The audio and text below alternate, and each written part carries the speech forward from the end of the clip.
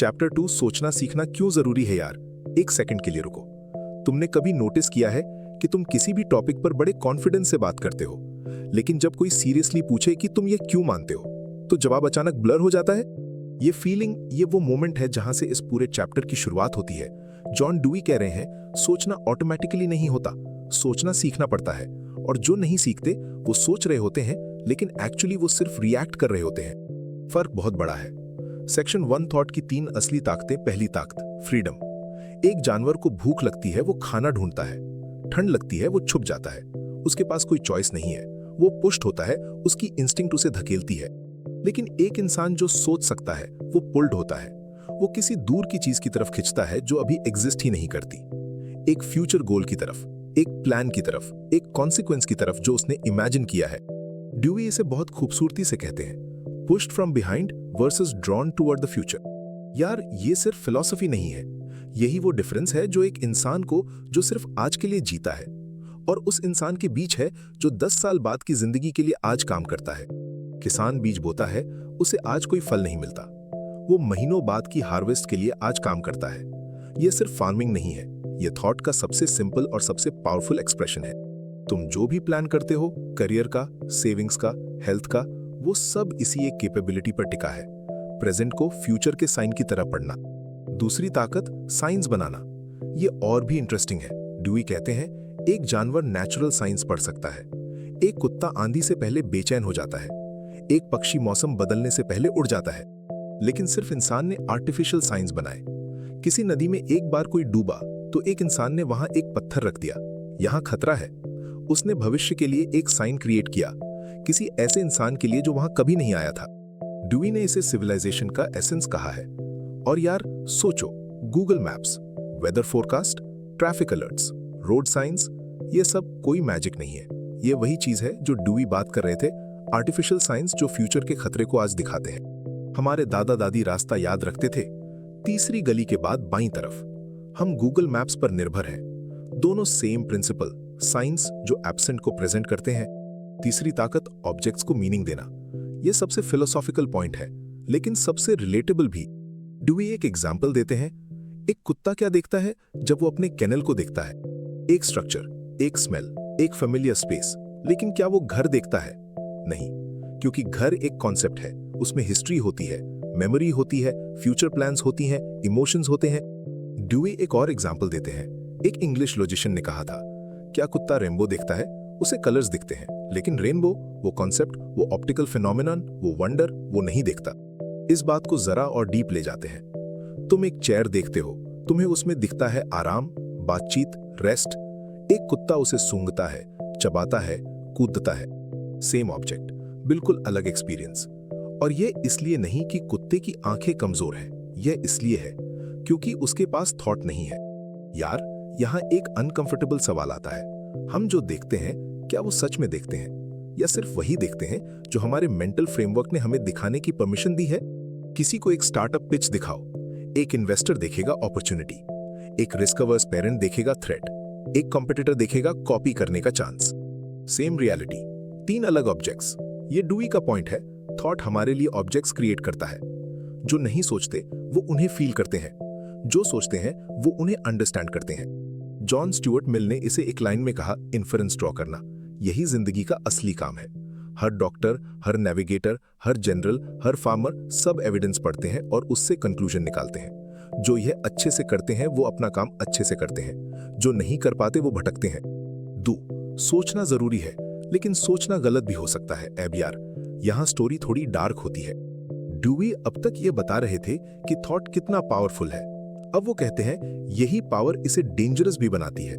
एक जानवर गलती करता है, वो कहीं गिरता है, जलता है, खाना नहीं मिलता, उसकी गलती लिमिटेड है। लेकिन एक थिंकिंग बीइंग वो रॉन्ग इन्फ्रेंस पर पूरी जिंदगी बना सकता है। जरा सोचो, लॉक ने, एक फिलोसोफर जो ड्यूई से 300 साल पहले आए, बहुत क्लियरली कहा था, आइडियाज और इमेजेस यही इनविजिबल पावर्स हैं जो इंसान को गवर्न करते हैं। मतलब तुम्हारे दिमाग में जो बिलीफ्स हैं, जो इमेजेस हैं, जो असम्पशंस हैं, वही तुम्हें एक्चुअली कंट्रोल करते हैं। लॉज नहीं, बॉसेस नहीं, सोसाइटी नहीं, तुम्हारी अपनी बिलीफ्स। और यहां असली प्रॉब्लम है, अगर वो बिलीफ्स गलत हो। सेक्शन 3 वो 3 लोग जो सोचते हैं कि वो सोच रहे हैं। अब यार, ये वो हिस्सा है जो ऑनेस्टली थोड़ा अनकंफर्टेबल करेगा, क्योंकि लॉक ने 3 टाइप्स के लोगों को डिस्क्राइब किया जो सोचते नहीं लेकिन सोचने का इल्यूजन रखते हैं, और इनमें से कोई एक तुम हो सकते हो। पहला टाइप, जो दूसरों की नकल करते हैं। ये वो लोग हैं जो खुद कभी एग्जामिन नहीं करते। पेरेंट्स ने कहा, मान लिया। नेबरहुड ने माना, मान लिया। जिस लीडर को फॉलो करते हैं उसने कहा, मान लिया। ये लेजीनेस नहीं है, ये कंफर्ट है, क्योंकि सोचना एग्जॉस्टिंग है। और जब दुनिया ऑलरेडी इतनी ओवरवेलमिंग है तो किसी ट्रस्टेड अथॉरिटी को हैंडओवर कर दो और बस। यार, इंडिया में इसे हम बहुत क्लोज से जानते हैं। हमारे घर में यही होता आया है, हमारी कम्युनिटी में यही ट्रेडिशन है। पापा ने कहा तो सही होगा। ये सब टाइप 1 थिंकिंग है। कभी कभी वो सही भी होते हैं, लेकिन प्रॉब्लम यह नहीं कि वो सही है या गलत। प्रॉब्लम यह है कि तुमने खुद कभी चेक नहीं किया। दूसरा टाइप, जो पैशन को रीजन की जगह रख देते हैं। ये वो लोग हैं जो आर्ग्यू करते हैं लेकिन एक्चुअली आर्ग्यू नहीं कर रहे, वो डिफेंड कर रहे हैं अपनी फीलिंग को, अपनी ईगो को, अपनी आइडेंटिटी को। इन्हें कोई एविडेंस नहीं रोकता, कोई लॉजिक नहीं पहुंचता, क्योंकि उनका कंक्लूजन ऑलरेडी तय है। वो सिर्फ उस कंक्लूजन को सपोर्ट करने वाले आर्ग्यूमेंट्स ढूंढते हैं। यार, सोशल मीडिया पर देखो, कमेंट सेक्शन, हर पॉलिटिकल डिबेट, हर रिलीजियस आर्ग्यूमेंट, कितने लोग एक्चुअली सोच रहे हैं और कितने लोग सिर्फ अपनी पहले से तय राय को डिफेंड कर रहे हैं। ये टाइप 2 है। तीसरा टाइप, और ये सबसे इंटरेस्टिंग है और ऑनेस्टली सबसे पेनफुल भी। लॉक ने कहा, ये वो लोग हैं जो सिंसियरली रीजन फॉलो करना चाहते हैं, लेकिन उनका सर्कल बहुत छोटा है। वो सिर्फ एक टाइप के लोगों से बात करते हैं, एक टाइप की बुक्स पढ़ते हैं, एक टाइप के आइडियाज सुनते हैं। लॉक ने इसे एक इमेज से डिस्क्राइब किया।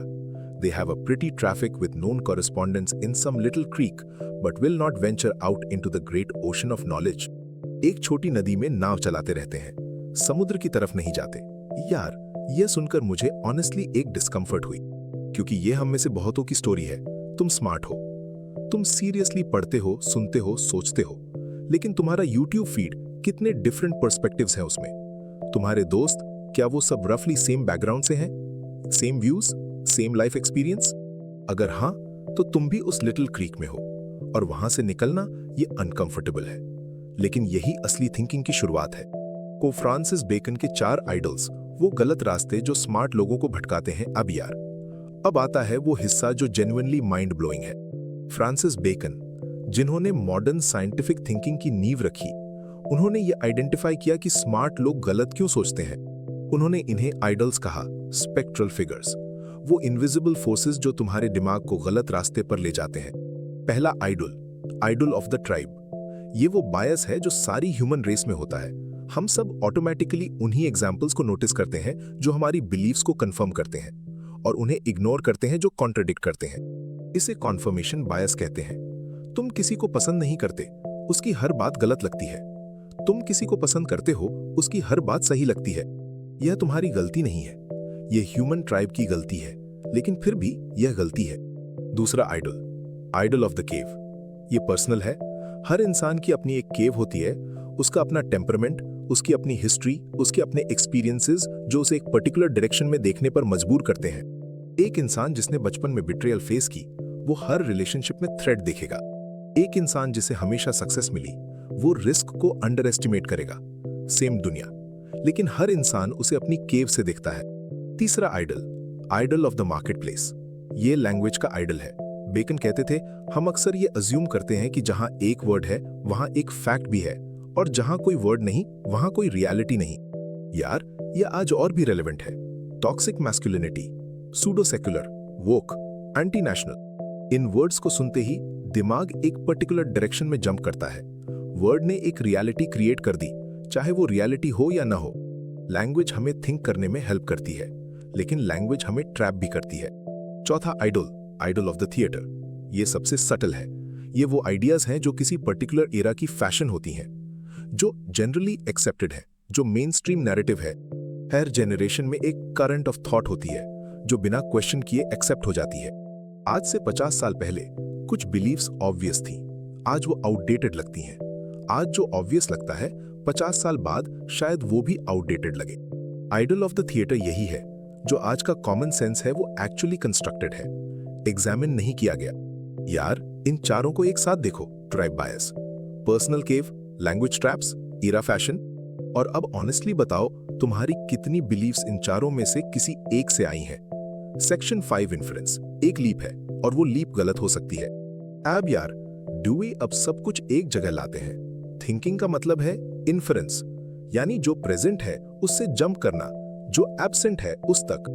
बादल देखे, बारिश का कंक्लूजन, किसी का फेस देखा, मूड का कंक्लूजन, किसी के वर्ड सुने, उनकी इंटेंशन का कंक्लूजन। हम ये हर सेकंड करते हैं। लेकिन ड्यूई कहते हैं ये जंप, ये लीप, ये जेन्युइनली डेंजरस है, क्योंकि इस जंप में कितनी चीजें इंटरफियर कर सकती हैं। Past experience, received dogmas, self interest, passion, mental laziness, social pressure, सब कुछ। और इनमें से कोई भी तुम्हें नोटिस नहीं होगा। तुम्हें लगेगा तुम सोच रहे हो, लेकिन एक्चुअली तुम इन पुरानी फोर्सेस के हाथों में खिलौना हो। सीरियसली यार, ये बात फील करो। जब तुम किसी के बारे में फर्स्ट इंप्रेशन बनाते हो, उसमें कितना तुम्हारा होता है और कितना तुम्हारे पास्ट एक्सपीरियंसेस का, तुम्हारे बायसेस का, तुम्हारी इनसिक्योरिटीज का। जब तुम किसी करियर डिसीजन के बारे में सोचते हो, कितना वो जेन्युइनली तुम्हारी रीजनिंग है और कितना वो फैमिली की एक्सपेक्टेशंस है, पीयर्स की वैलिडेशन है, सोसाइटी का डर है। ये इन्फरेंस है और ये अनरेगुलेटेड इन्फरेंस है। सेक्शन 6 प्रूफ, जब इन्फरेंस टेस्ट से गुजरती है। अब फाइनली ड्यूई एक सोल्यूशन देते हैं, इन्फरेंस को प्रूफ बनाना। टू प्रूव, इस वर्ड की हिस्ट्री इंटरेस्टिंग है। लैटिन में इसका मतलब था टू ट्राई, टू टेस्ट। जब तुम किसी चीज को प्रूव करते हो, तुम उसे टेस्ट करते हो, उसे स्ट्रेस में डालते हो, देखते हो क्या ये बिलीफ टिकती है जब एविडेंस इसके अगेंस्ट हो। ड्यूई कहते हैं हर इन्फरेंस को टेस्टेड इन्फरेंस बनाओ, और जो टेस्ट नहीं हो सकती उसे उतना ही वेट दो जितना उसका है, ज्यादा नहीं। यह एक हैबिट है और ये ऑटोमेटिकली नहीं आती। यार, एक प्रैक्टिकल एग्जांपल, व्हाट्सएप पर कोई फॉरवर्ड आया, ये ड्रग कैंसर क्योर करती है। पहला इंस्टिंक्ट फॉरवर्ड करना, फैमिली को बताना। रेगुलेटेड इन्फ्रेंस, रुको, सोर्स क्या है, क्लेम वेरीफाई हुई, किसने स्टडी की, कहां पब्लिश हुई। ये एक्स्ट्रा 3 मिनट्स, यही प्रूफ की शुरुआत है, यही एजुकेटेड माइंड की शुरुआत है। बाकी सब, चाहे तुम्हारे पास कितनी भी डिग्रीज हो, अगर ये हैबिट नहीं है तो ड्यूई के अकॉर्डिंग तुम इंटेलेक्चुअली एजुकेटेड नहीं हो।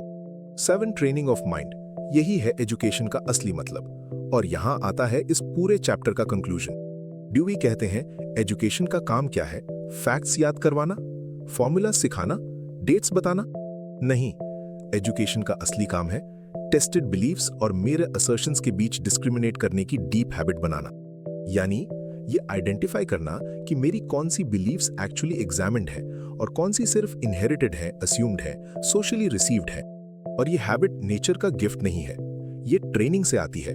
यार, ये बात थोड़ा अनकंफर्टेबल करती है, क्योंकि हम में से बहुत लोगों को लगता है मैं तो ऑलरेडी अच्छे से सोचता हूं, मैं तो पढ़ा लिखा हूं, मैं तो इन्फॉर्म्ड हूं।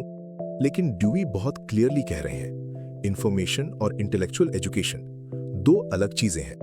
एक इंसान के पास बहुत इंफॉर्मेशन हो सकती है और फिर भी उसकी मेंटल हैबिट्स अनट्रेन्ड हो सकती हैं, और एक इंसान के पास कम इंफॉर्मेशन हो सकती है लेकिन उसकी थिंकिंग जेन्युइनली डिसिप्लिन्ड हो सकती है। दूसरा इंसान लॉन्ग रन में बेहतर डिसीजंस लेगा, बेहतर लाइफ जिएगा, बेटर लीडर होगा, बेटर फ्रेंड होगा, क्योंकि वो अपनी लीप्स को जांचता है। क्लोजिंग बीट तो ये चैप्टर हमें एक सवाल के साथ छोड़ता है, तुम्हारी कितनी बिलीव्स एक्चुअली तुम्हारी हैं और कितनी वो हैं जो बेकन के आइडल्स ने दी हैं, ट्राइब ने, मार्केट प्लेस ने, तुम्हारी केव ने, तुम्हारे एरा ने, और कितनी वो हैं जो लॉक के 3 टाइप्स में से किसी एक से आई हैं, ब्लाइंड फॉलोइंग से, पैशन से, या एक छोटे से सर्कल की एको से। ये अनकंफर्टेबल सवाल है, लेकिन यही सवाल है जो एक्चुअली थिंकिंग की शुरुआत करता है। और ड्यूई के अकॉर्डिंग यही है एजुकेशन का असली स्टार्टिंग पॉइंट। अगले चैप्टर में वो बताएंगे इस ट्रेनिंग को प्रैक्टिकली कैसे किया जाए, थिंकिंग को डिसिप्लिन कैसे करें, हैबिट्स ऑफ माइंड कैसे बनाई जाए। अभी के लिए बस यह एक काम करो, कोई एक बिलीव जो तुम्हारी बहुत पुरानी है, जो तुम्हें ऑब्वियसली ट्रू लगती है, उसे आज एक बार पूछो, यह मुझे किसने बताया और मैंने कभी चेक किया? बस इतना।